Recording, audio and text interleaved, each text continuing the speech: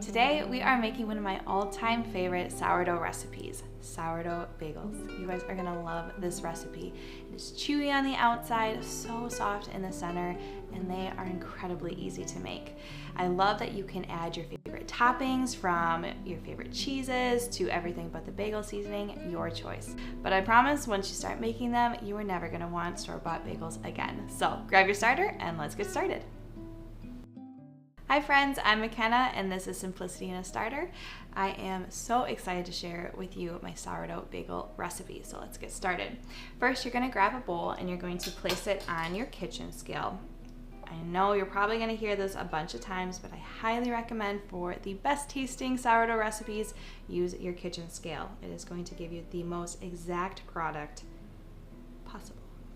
Now that our kitchen scale is zeroed out, we're going to add 250 grams or about 1 cup of warm water. Then we have 150 grams or about a heaping half a cup of active sourdough starter. Remember, active sourdough starter is going to be bubbly all throughout. On top, it almost looks like crater-like. It's just about to fall. That's when you know it's ready to be used.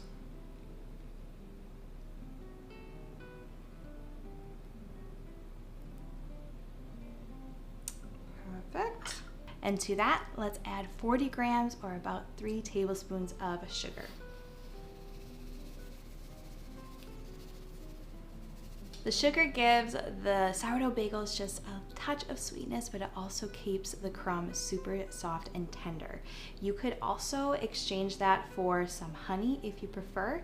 Use the same amount in weight. Now, one of my favorite kitchen tools is the Danish dough whisk. This thing is so great with keeping my hands clean while still mixing up all my dough. But if you don't have one, no worries, just mix it with your hand until it's like a milky white liquid.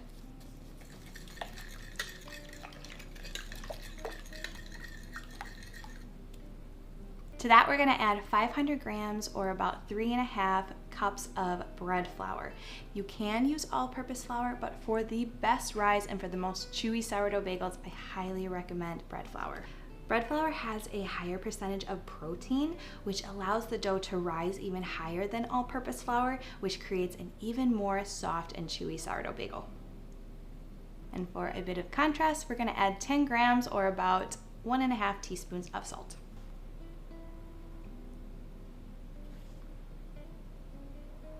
Now, either with your hand or with your handy dandy Danish dough whisk, mix until most of the flour is combined.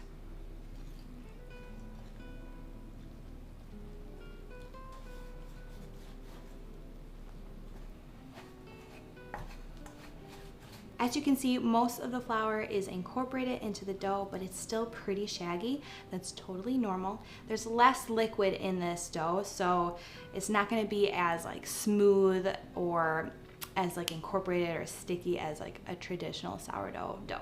Now this step, I'm gonna be honest, is a little bit of a labor of love because we're going to knead by hand for about 5 to 6 minutes. I know. I've had success with using a stand mixer. If you have one, you can absolutely use it. Mix on low for about 4 to 5 minutes with a dough hook.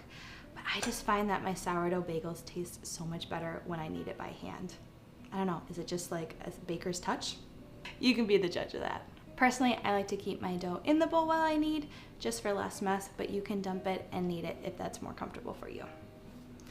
So take your hand, you're going to place it on the bottom of the bowl and fold the dough over, and with the heel of your hand, push into the dough.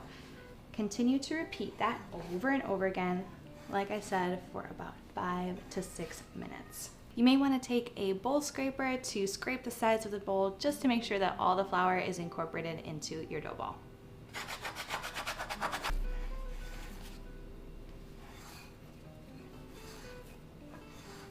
Oh, see, this is the labor of love I was telling you about.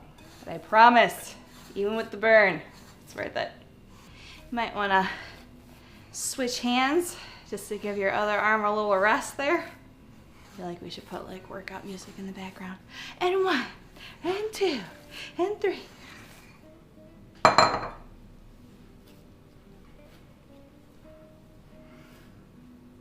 Now, like I said, the dough is going to feel extra stiff because of the low hydration, and it will also be quite rough and bumpy looking. This is totally normal. And just like that, your arm workout is done. Place your dough back into your bowl if you had it on the counter, cover it, and we're going to allow it to rest for 60 minutes. My favorite bowl cover is actually a reusable shower cap. Not only is it super darling, but with the liner inside, it keeps the moisture in so that my dough doesn't dry out. I know when I've used tea towels or saran wrap, sometimes I get a film on top of my dough, not with my reusable shower cap. I'll be sure to link it down below. Now that the dough has rested for 60 minutes, we're going to knead it just for 20 seconds more. Grab the bottom of the bowl, pull up the dough, fold it over, and push it with the heel of your hand. You rotate the bowl as you need. Allowing it to rest for that 60 minutes allows the gluten to relax, which makes this part easier to knead and makes the dough nice and smooth. And that's it. See how the dough is now nice and smooth, not rough and bumpy like it was before? That's looking perfect. We're gonna cover the bowl and we're gonna allow the dough to continue bulk fermenting. In my 70-degree kitchen, this can take anywhere between 8 to 12 hours. What you're looking for is your dough to double in size. It's gonna have a beautiful dome shape, be nice and smooth, and it'll be tacky to the touch. Now, if you have a warmer kitchen, this will take less time. If you have a cooler kitchen, it will take longer. If this is your first time making the recipe, you may want to, start looking at the dough like every hour and see how is it looking? Is it almost done? Again, don't trust the clock, trust the signs that your dough is complete. We're gonna cover the dough and allow it to finish its bulk fermentation and then place it in a warm toasty spot. Some examples include inside of a kitchen cabinet or on top of your refrigerator, or my personal favorite, placing it into the oven with just the light on. I prepared this dough last night for today's recipe and she looks gorgeous. So what we're looking for is that the dough should double in size. It should look smooth, not wet, and it should be tacky to the touch. It should not be sticky. If you're seeing that it's sticky, that's probably a sign that you over fermented your dough or you let it bulk ferment too long. So again, your dough has doubled in size. It is a smooth surface, domed, and tacky to the touch. Before we shape the bagels, line a rimmed baking sheet with a piece of parchment paper. Do not forget this step. I have baked my bagels without a piece of parchment paper and they stick like glue, so be sure. Gently remove the bagel dough from the bowl and you're gonna flatten it to a rectangle shape. It does not have to be perfect. Now with a bench scraper or a sharp knife, we're going to divide the dough into 8 even pieces. I typically will just eyeball this. If you would like to be precise, you can grab your kitchen scale. You want each bagel dough to weigh about 115 grams. So typically I'll slice it as if I were slicing a pizza. Okay.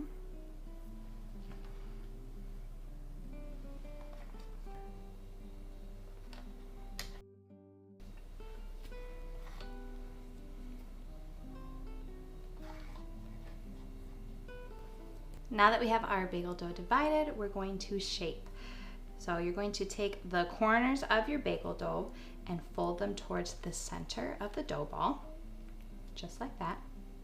Then I like to turn it over and I like to cup the bagel dough from the edge and pull it towards me to help create that seam for the bottom of the bagel dough. I'll turn the dough again and continue.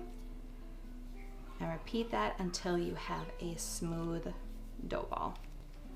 Finally, roll the bottom of the dough ball on your workspace, just like that. Place that on your parchment paper and repeat with the remaining dough balls.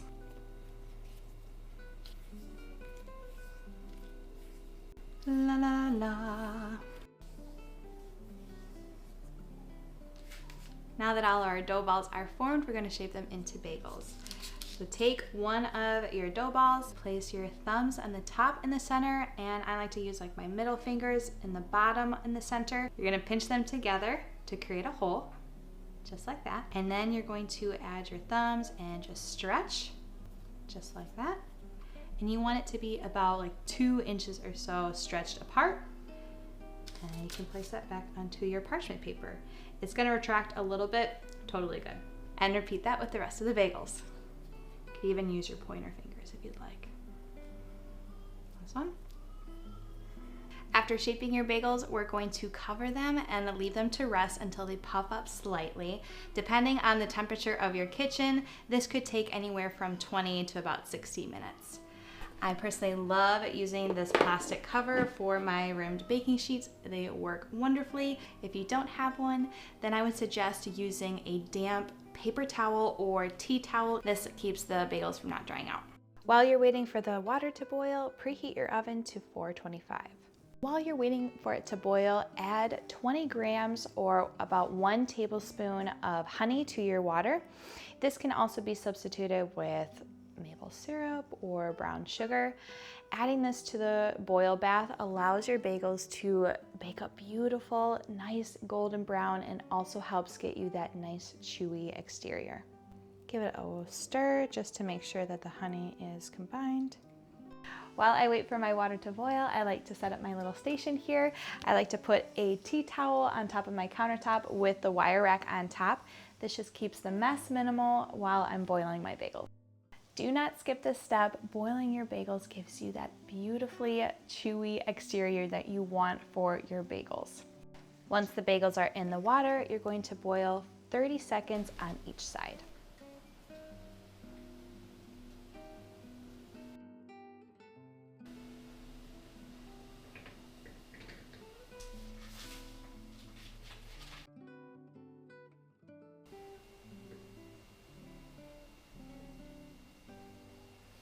Now comes the fun part, toppings. These bagels are so good plain, but this is where you can have some creativity and variety in your sourdough bagels. Some of my favorite toppings that my family enjoys is Asiago cheese, so delicious, some sesame seeds, and everything but the bagel seasoning as well. To make it easy, I like to place all my toppings on little plates. So while the bagel is still just a tad damp, you're going to dip it into the toppings. Give it a nice little roll around. Nice. And they'll stick just like that. Place it on your parchment paper lined baking sheet and continue the process. If you're topping your bagels with some cheese, one tip that I love to do is I will actually sprinkle it on top and also the bottom. It creates this nice crunchy layer and it is so good.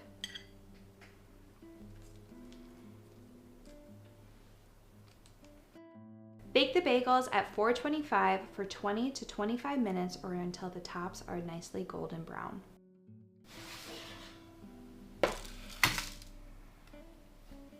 And just like that, after all your hard work, we have these incredible sourdough bagels. You guys, just look at these beauties. Now, like I said, the plain sourdough bagels are so tasty. They have that chewy outside and then the inside is just so soft, a bit sweet, not overly sour by any means. It is just overall a delicious bagel. But then if you want to add some flavor, we got something for everyone. We have this Asiago cheese bagel. Just look at it, it's so gorgeous and the smell is so yummy. And like I said before, do not skip on placing cheese underneath each bagel. It almost gives you like a cheesy crisp. Incredible. And then we have our sesame seed bagels and everything but the bagel seasoning. They make for the most delicious breakfast edition, but they also create amazing sandwiches as well. We enjoy them to make some egg bagel sandwiches. We've also used them for lunch with turkey meat or ham or whatever you enjoy. Amazing. I hope you give this sourdough bagel recipe a try. It is honestly so delicious and one of my family's favorites. Be sure to like and subscribe, and I'll see you in the next video. Bye!